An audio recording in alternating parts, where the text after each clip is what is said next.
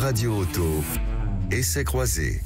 Chaque dimanche, Sud Radio et Mobility TV essayent pour vous un véhicule sur le marché automobile, sur le marché du neuf. On en parle avec nos spécialistes. On va essayer la Skoda Enyaq Coupé aujourd'hui avec Mélina Priam. Bonjour à vous. Bonjour. Journaliste à l'Autojournal, Cédric Fréhour. Bonjour à vous. Bonjour. Chroniqueur auto au journal Les Échos. Et puis Stanislas Laroumet. Bonjour à vous. Bonjour. Président fondateur de Ma Voiture Idéale, Skoda Enyaq Coupé que vous avez essayé.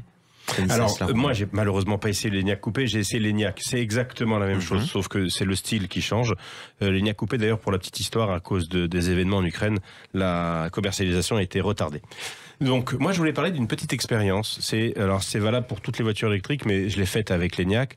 C'est que je suis parti en week-end en voiture électrique. C'est un truc de fou. Alors ça, non, mais je suis pas allé à Courbevoie. Hein. J'ai fait au total 418 km. Vous avez rechargé combien de fois? Alors, justement, je suis parti à 400 km d'autonomie. J'ai conduit cette voiture exactement comme je conduis toutes les autres, c'est-à-dire les thermiques, c'est-à-dire vite, sans nerveusement, sur autoroute, dans un flot de circulation de gens très énervés qui voulaient partir à la campagne comme moi. J'ai fait 185 km pratiquement que d'autoroute. J'arrive à destination avec une autonomie de 120 km. 400, 185, on arrive à 120. Donc je charge ma voiture chez moi, à la campagne. Je la branche. Oui. Et au bout de 22 heures de charge, vous avez bien entendu, 22 heures de charge, l'autonomie était remontée à 270 km. Donc, j'ai gagné 150 km en 36 heures. C'est incroyable. Je vous cache pas que pour le retour, t'as serré les fesses. Il fallait que j'aille à Orléans après. C'était assez compliqué. Alors, ça consomme énormément sur route, mais c'est vrai que si on respecte les limitations de vitesse, voire si on roule en dessous... Oui, d'ailleurs, on peut... Il faut le faire. Qui nous écoutent sur Sud Radio, respecter les limitations de vitesse. Merci beaucoup. Voilà. Et alors après, j'ai roulé sur route. Donc là, ça consomme beaucoup moins. Mais j'ai dû quand même rentrer d'Orléans à Paris en roulant à 110-120 avec mes petits copains qui avaient aussi des voitures électriques. Donc on était les seuls sur la file de droite, des types en Tesla, en Nissan Leaf ou je sais pas quoi. Sauf que comment vous expliquez une recharge aussi laborieuse? Non, mais on sur oublie, une prise de on 120, oublie de dire que sur une prise classique du secteur, c'est très très très long à charger. C'est pas fait pour ça. C'est pas fait pour ça. Il faut, quand on achète une voiture électrique, à minima, il faut s'équiper d'une wallbox qui permet de recharger. On rappelle ce que c'est qu'une wallbox. C'est un équipement qui permet de charger à 3,7 kWh. C'est le minimum. Ça parce que coûte combien? sinon. Alors avec les aides, on est entre 800 et 1500 euros l'installation. Sauf qu'au moins, ça vous permet de recharger beaucoup plus rapidement. Un petit peu plus rapidement. Voilà. En fait, aujourd'hui avec les batteries, on perd ses repères. On sait ce que c'est qu'un litre d'essence, on sait qu'une voiture qui consomme 4 litres 100, c'est super, une seule 6 litres, c'est un peu plus, et 8 litres, c'est énorme. Pour les voitures électriques, c'est terra incognita. L'expérience qu'a vécu Stanislas sur une prise, celle du fer à repasser, c'est 3 kWh. Oui. Les batteries, elles font 60 kWh. 80 celle-là. 80. Donc vous imaginez 3 Évidemment. kWh pour remplir 80, chacun fait sa petite calculatrice. Bah ouais, c'est possible. C'est une bonne journée et encore. D'où l'importance évidemment de chargeurs et des wallbox qui peuvent étendre le truc jusqu'à 7 kW. C'est pas encore la panacée. Ça veut dire que c'est quand même une bonne nuit. Et d'où l'importance évidemment d'avoir des stations-service avec des bornes de recharge. C'est le projet 100 000 bornes du gouvernement, c'est ce qu'a fait Tesla et la valeur ajoutée de Tesla où ils ont leur propre superchargeur. Ionity et tout ça. Ces bornes qui sont des super bornes, elles vont délivrer entre 100 et parfois 200 kW. Il y a des programmes à 300 kW. Je fais très très court, pardon pour les spécialistes qui m'écoutent, mais j'essaie de rendre ça intelligible. Et donc là, dans ce cas-là, lorsqu'on est sur l'autoroute, qu'on part en week-end, on s'arrête sur une borne Ionity, en une demi-heure, le tour est joué. On va passer de 20 à 80% de charge. Voilà. Effectivement. Et là, ça marchera. Je suis désolé d'avoir été un peu long, mais c'était pour que ceux qui nous écoutent. Il vaut mieux Priam. s'arrêter avant destination, à la station, recharger et finir son trajet. Oui. C'est obligatoire. Vous auriez dû faire. Est-ce que vous avez retenu la leçon ou pas? Ben non, parce que je vais vous dire que je voyage avec 2 enfants et il y a des heures de biberon à respecter et je ne peux pas m'arrêter une demi-heure. Alors revenons à cette Skoda Enyaq, du coup. Est-ce que ça vaut le coup ou pas? Parce que moi, vous m'avez quand même raconté ce genre de mésaventures. Mais c'est pas vraiment de mésaventures, mais c'est vrai que rouler en électrique, ça demande une petite organisation. Absolument. Après, l'Enyaq, c'est comme la Volkswagen ID4, c'est une excellente voiture, intrinsèque, pas parce qu'elle est électrique. Il y a de la place, c'est confortable, évidemment c'est silencieux, c'est relativement performant, il y a un grand coffre, l'ergonomie est bien, la finition est correcte. Petit bémol toutefois, alors les commandes vocales, moi qui utilise beaucoup les commandes vocales parce que je déteste taper sur ces écrans quand on conduit, surtout à mes allures. Logique. Je demandais à aller à Orléans, elle m'envoyait à Villeneuve-d'Ascq et puis après à Strasbourg. Enfin bon, bref. Enfin, une question toute bête. C'est parce que tu n'articules pas. Non, j'articulais très bien parce que j'ai cru comprendre que vous rouliez avec 2 enfants dans la voiture. Quand les enfants s'impatientent, enfin, est-ce que ça a du sens de se reposer sur une commande vocale? Mais non, mais il y a un moment, je sais pas. Ben justement, je conduis, je perds pas de temps. Mais quand on voit ce qu'arrive à faire Tesla ou Renault ou Volvo avec des commandes vocales qui sont incroyablement fiables et rapide. Là, j'étais. Combien de fois ça m'a amené dans un restaurant japonais alors que j'avais demandé d'aller à Brest. Enfin bon, bref. Bon, vous êtes perdu, quoi. Vous avez vraiment perdu vos repères. Complètement. Absolument. Bon, est-ce que ça vous réconcilie avec la voiture électrique, Mélina Priam? Alors, moi, l'Enyaq, je l'ai essayé en coupé. C'est une voiture que je trouve quand même très lourde. Donc peu dynamique parce que dans la version 204 chevaux, ça marche bien, c'est très agréable. Mais c'est une voiture qui est lourde, qui est pas du tout dynamique, contrairement à ce que sa ligne peut laisser supposer, mais qui est pas désagréable à conduire. Mais le souci, enfin, c'est pas forcément un souci, mais aujourd'hui, en fait, les voitures électriques, elles se ressemblent toutes un peu parce que elles sont. Il y a pas de différence sur c'est les mêmes technologies. Donc après, c'est une question de design et d'ambiance à bord. C'est pas.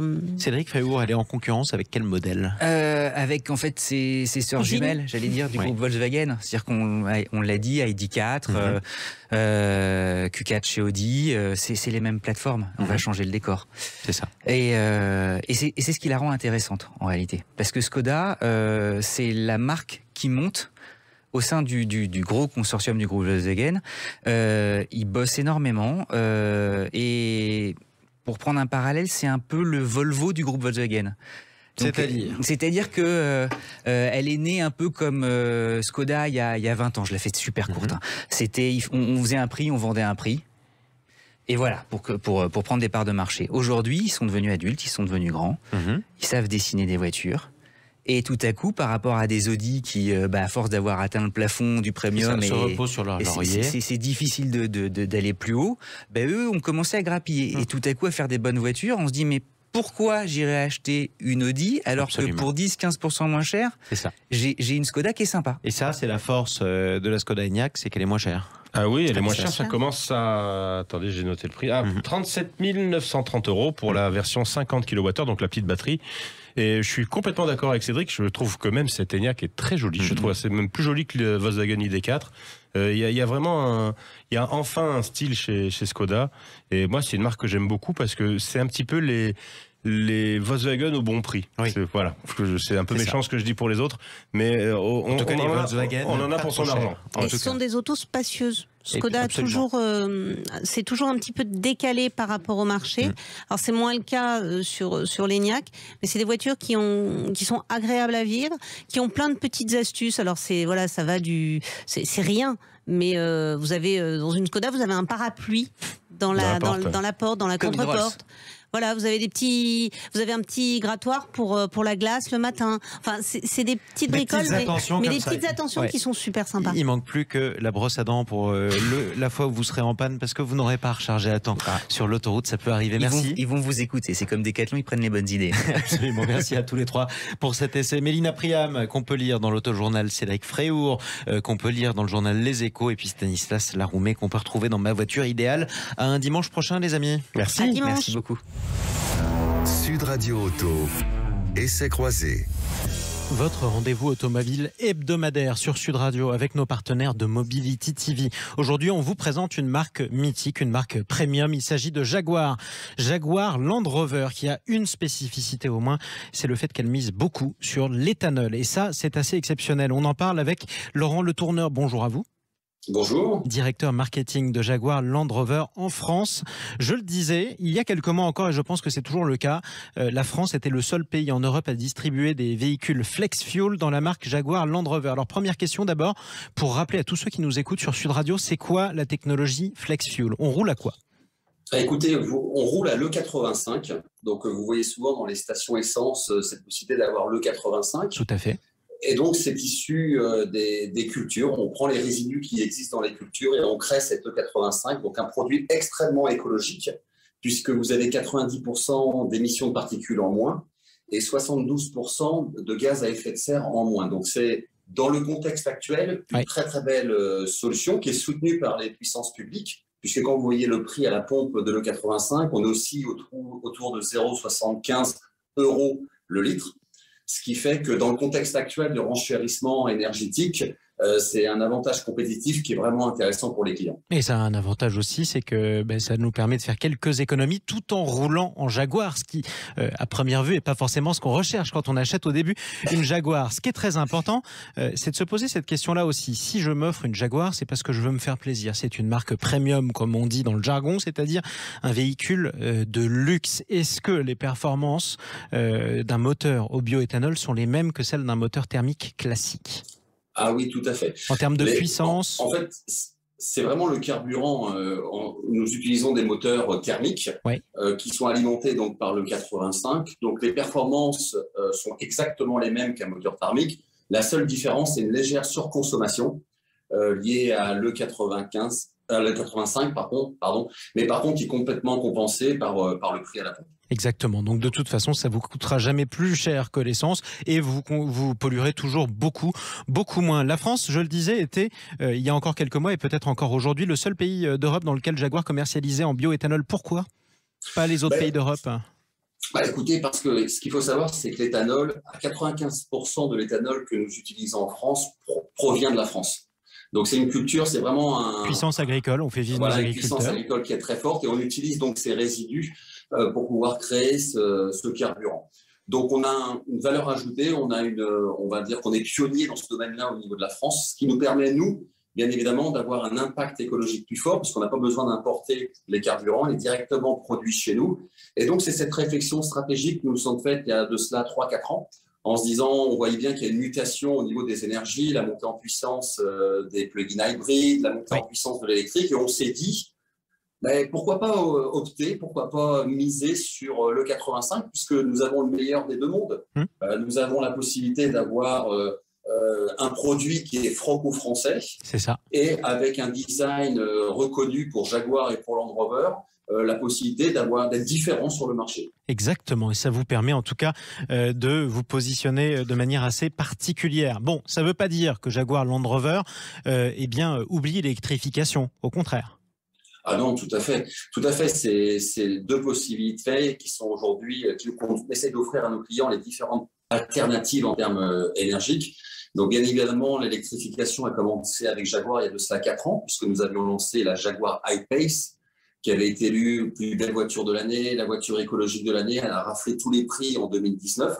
Et nous avons annoncé récemment, dans le cadre de la nouvelle stratégie Jaguar et Land Rover, le passage à 100% de la marque Jaguar en véhicule électrique à partir de 2025 et le premier Range Rover, donc le fleuron de la marque Land Rover, qui sera 100% électrique à partir de 2024. 100% électrique, ça c'est une étape importante dans l'histoire de la marque.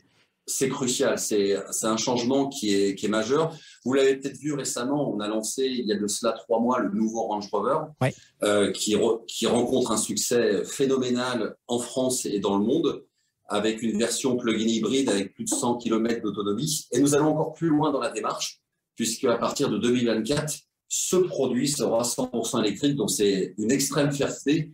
Et surtout, on attend avec impatience ce produit qui va complètement être en adéquation avec les attentes des consommateurs. Alors, parlons du design, parce que quand on parle de Jaguar, on parle de luxe, on parle aussi de magnifiques formes pour ces véhicules de luxe.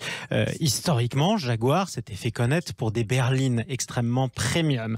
Aujourd'hui, quand on regarde votre gamme, vous avez toute une série F-Pace, E-Pace par exemple, de véhicules qui relèvent plus du SUV, de luxe également. Est-ce que ça veut dire que le mariage entre Jaguar et Land Rover a fait que Jaguar s'est un peu inspiré de Land Rover? Écoutez, on a la chance dans le groupe Jaguar Land Rover d'avoir Land Rover qui est quand même le pionnier des SUV. La référence. C'est vraiment notre ADN, voilà. Ça, c'est sûr. Maintenant, il faut vivre aussi avec l'évolution du marché, avec les évolutions des attentes des consommateurs. Et aujourd'hui, ils attendent des SUV, ils attendent ce type de voiture qui permet d'avoir beaucoup plus de versatilité. Et donc, dans notre plan produit, puisque nous savons produire de belles voitures, je pense qu'on l'a démontré dans le passé, notamment chez Jaguar avec la Type E, on a ce fameux coup de crayon, ce design anglais qui fait qu'on a eu cette capacité à développer des SUV chez Jaguar avec le E-Pace, le F-Pace et aussi l'i-Pace tout électrique, tout en gardant l'ADN de la marque Jaguar. Et c'est quoi l'ADN ? Des voitures sportives, des voitures racées, des voitures avec un bel équilibre au niveau des formes qui fait que quand on voit passer une Jaguar dans la rue, on se retourne. Exactement. Souvent, on se retourne ou alors on lève le pouce. On lève le pouce avec un signe amical de c'est beau. Et de reconnaissance. Et ça nous amène à cette question. Et d'ailleurs, c'est vous qui êtes chargé de retrouver cette personne, puisque vous êtes le directeur marketing. Je suis l'acheteur français d'une Jaguar. Qui je suis ? Écoutez, vous êtes une personne qui a environ entre 50 ans, environ, à peu près. L'âge moyen de Jaguar, c'est 52 ans. Vous êtes une personne qui aimait souvent le beau, qui a envie d'avoir une voiture qui sort de l'ordinaire, puisque, encore une fois, Jaguar, c'est des tout petits volumes en France. Nous sommes une marque, on va dire, je ne vais pas dire marginale, mais en termes de volume, on ne commercialise pas 50 000 voitures par an, c'est environ entre 2 000 et 4 000 voitures par an. Vous cherchez à ce que ça reste l'exception sur la route, et ça, c'est important. Oui, voilà, c'est l'exception. On n'a pas une politique marketing non plus comment ça s'appelle, d'étendre la marque au possible. On n'est pas présent sur tous les segments de marché. Donc, on se concentre sur certains segments de marché et on essaye de montrer cette différence Jaguar qu'on cultive depuis des années avec un design et puis aussi avec ce flag britannique qui nous correspond bien. Exactement. Parlons maintenant de Land Rover. C'est l'autre moitié de ce groupe. Qui je suis si je roule en Land Rover ? Après tout, avant, quand je roulais en Land Rover il y a 30 ans, c'était parce que j'avais besoin d'un 4x4. Aujourd'hui, quand je regarde, j'ai des SUV partout. Alors, qu'est-ce que je recherche ?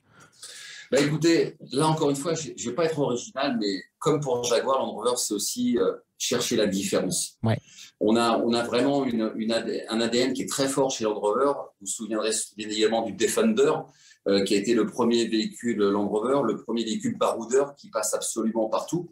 Alors oui, c'est vrai que dans la vie de tous les jours, on n'a pas besoin d'avoir souvent ces véhicules qui ont ces capacités de franchissement extrêmes, mais au cas où, en cas de besoin, quand vous êtes au ski ou quand si j'habite en Corse, par exemple. Voilà, exactement. Vous avez cette possibilité d'utiliser les capacités hors normes de franchissement de ce véhicule qui permet d'avoir ce confort et cette réassurance. Donc ça, c'est vraiment notre ADN. Tout en ayant la puissance. Le client type Range Rover, Land Rover, ça va être une personne qui a besoin de cette envie de se dépasser. C'est souvent des professions libérales qui nous fait confiance, surtout des gens qui sont extrêmement fidèles. Conduire une Land Rover, c'est quelque chose, c'est une famille. Une transmission. C'est une transmission, souvent de père en fils. Et donc, c'est dans notre ADN et c'est quelque chose qui est très fort chez Land Rover. Merci beaucoup, Laurent Le Tourneur, et bonne route à Jaguar Land Rover. Je rappelle que vous êtes directeur marketing France. Merci à vous d'avoir pris la parole dans Sud Radio Auto et c'est croisé.